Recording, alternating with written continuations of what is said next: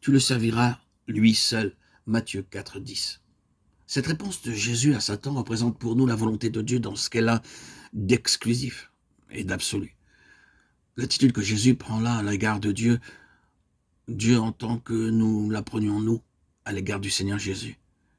Il a tout mis sous ses pieds et il n'y a rien ni personne qui ait aucun droit à notre service, à notre hommage, à notre obéissance en dehors du Seigneur Jésus-Christ. Ce n'est pas la première place qu'il veut, c'est la première et la deuxième et la troisième jusqu'à et y compris la dernière. De par la volonté de Dieu, Christ possède sur les siens un droit d'exclusivité qu'il est impossible d'éluder. Une seule réserve, et voilà notre sécurité compromise. Un seul refus, et nous voilà déchus de l'un ou l'autre de nos privilèges. Deux choses sont à remarquer à cet égard dans le récit de la tentation.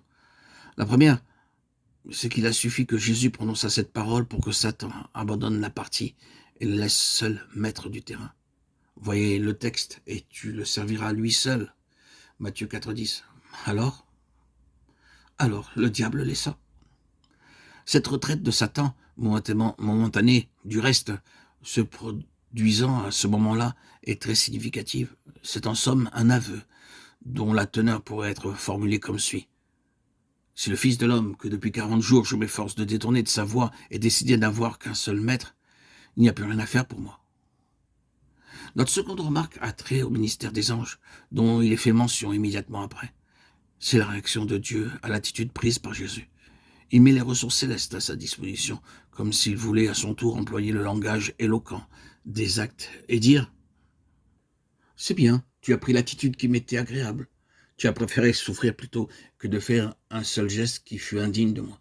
Vois, je mets le ciel à tes pieds. » Nous voyons ainsi cette double bénédiction. Satan obligé de lâcher prise, Dieu intervenant par des ressources surnaturelles, intimement liées à cette parole décisive, tu le serviras lui seul. Il vaut donc la peine d'approfondir et de voir exactement en quoi consiste, pour ce qui nous concerne, cette exclusivité.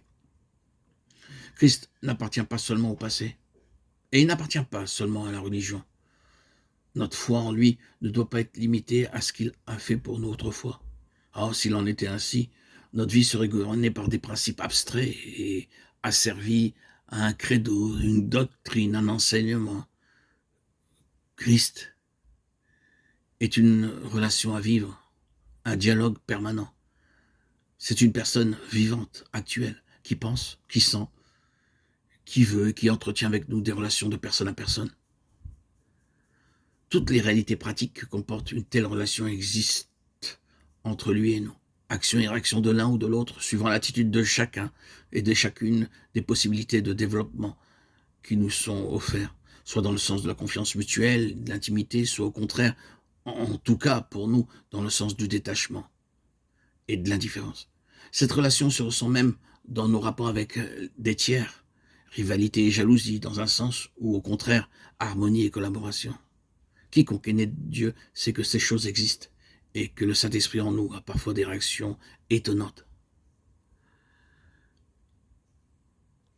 Aucune influence, qu'elle soit matérielle ou morale, individuelle ou collective, religieuse ou sociale, ne peut prétendre nous soustraire au gouvernement personnel de Jésus-Christ et à l'autorité souveraine qui lui appartient de plein droit.